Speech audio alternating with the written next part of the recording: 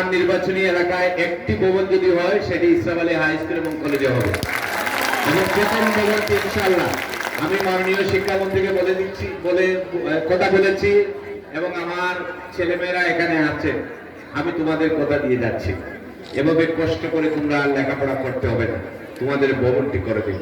কিন্তু আমারও কথা আছে, আজকে এই সিলেট অঞ্চলে আমাদের নিবন্ধনকৃত শিক্ষক শিক্ষিকার সংকট দেখা দিয়েছে। প্রত্যেকটি স্কুলে দেখেন 4-5 শিক্ষক শিক্ষিকার সংকট। কেন সংকট? কেন আমাদের ছেলে মেয়েরা শিক্ষকতা পেশায় আসে না? বঙ্গবন্ধু কন্যা মাননীয় প্রধানমন্ত্রী জননেত্রী শেখ হাসিনা আজকে শিক্ষকদের সর্বোচ্চ মূল্যায়ন দিয়েছেন। আজকে আপনাদের বেতন কাঠামো ভালো করে দিয়েছেন। এখন আর পেনশনের টাকার জন্য আপনাদের ঘুষ দিতে হয় না, পেনশনের টাকার জন্য সচিবালয়ে আপনাদের ঘুরতে হয় না। অনেক শিক্ষক শিক্ষিকা পরপারে চলে গিয়েছেন কিন্তু পেনশনের টাকা পান নাই অতীতে। কিন্তু বঙ্গবন্ধু কন্যা মাননীয় প্রধানমন্ত্রী জননেত্রী শেখ হাসিনা ডিজিটালের কারণে এটি হয়েছে। আমাদের ছেলে মেয়েদেরকে সকলে আমেরিকা কানাডা গেলে চলবে না, সকলে ডাক্তার হলে চলবে না। কারা কারা ডাক্তার হবেন হাত তুলে দেন। বেশিরভাগই বলে আমি যে স্কুলে যাই বেশিরভাগ ছেলে মেয়েরা ডাক্তার। শিক্ষক পেশা মহান পেশা। আমার বাংলা বিভাগের স্যার ছিলেন শফিউদ্দিন স্যার, এখনো বেঁচে আছেন। আমরা ঢাকায় গিয়ে শফিউদ্দিন স্যারের সাথে দেখা করি। এই শফিউদ্দিন স্যারকে বৃহত্তর সিলেট নয় সারা বাংলাদেশের মানুষজন ছিলেন। কেন? একজন চমৎকার শিক্ষক ছিলেন। শিক্ষক পেশাটা একটি মহান পেশা, সেই পেশায়ও তোমাদের করতে হবে। আর সবচেয়ে দুঃখের কথা বলে যায়, আমি যখন প্রাথমিক শিক্ষা প্রতিমন্ত্রী এবং মাননীয় শিক্ষামন্ত্রীর সাথে কথা বলি আমার নির্বাচনী এলাকার উন্নয়নের জন্য, উনারা প্রথমে বলেন সিলেটের শিক্ষার মান খারাপ। এটা কিন্তু যথার্থই সত্য।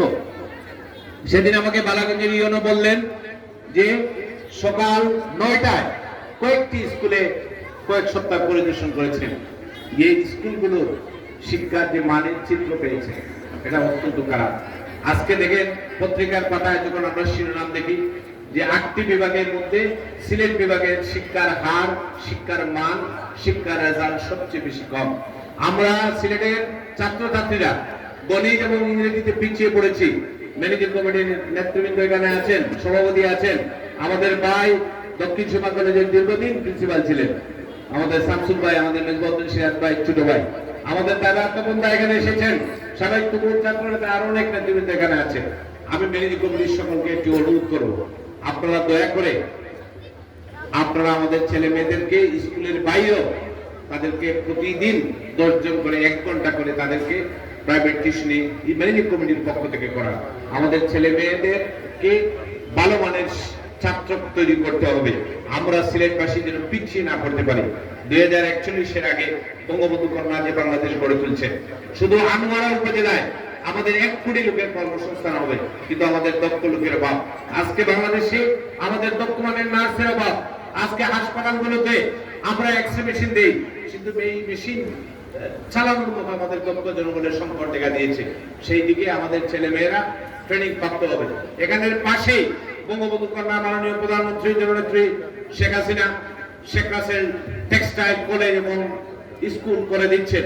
কিন্তু অত্যন্ত দুঃখের বিষয়, আমার কাছে অনেকেই চাকরির জন্য আসেন, এসেই একটি সুপারিশ দিতে চান কি সিটি কর্পোরেশনে একটি চাকরি। আমি তো বুঝি রে ভাই, সিটি কর্পোরেশনে তো চাকরি করেন কোনোভাবে সিগনেচারটা দিয়ে বেতনটা নিয়ে চলে যাবেন। এখানে শেখ রাসেল স্কুলের কলেজ হচ্ছে, সেখানে 30% লোকের কর্মসংস্থানের ব্যবস্থা করে দিয়েছেন আমাদের মাননীয় মন্ত্রী, আমাদের নেতা জাহাঙ্গীর কবির নানক। সেদিন পিডির সাথে কথা বলেছেন যে এই কুচাইল এলাকার 30% লোকের কর্মসংস্থান হবে। কিন্তু সেই কর্মসংস্থানের চাকরি পেতে হলে আপনাদের যোগ্যতার প্রয়োজন দেখাতে হবে, সেই কাজটুকু আপনারা করতে হবে।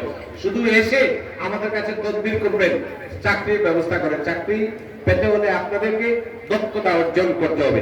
আমি আপনাদেরকে কথা দিয়েছি, মাননীয় মন্ত্রী আগামী সেপ্টেম্বরে এখানে আসবেন, এসে এটি উদ্বোধন করবেন। আমরা মাননীয় মেয়রকে আমরা নিয়ে আসবো, সম্বর্ধনা দিব মাননীয় মেয়র ও মাননীয় মন্ত্রী মহোদয়কে, যে আমাদের দক্ষিণ সীমা বঙ্গবন্ধু কন্যা জননেত্রী শেখ হাসিনা এত বড় 2টি ভবন দিচ্ছেন, এত বড় 2টি প্রতিষ্ঠান দিচ্ছেন। সেই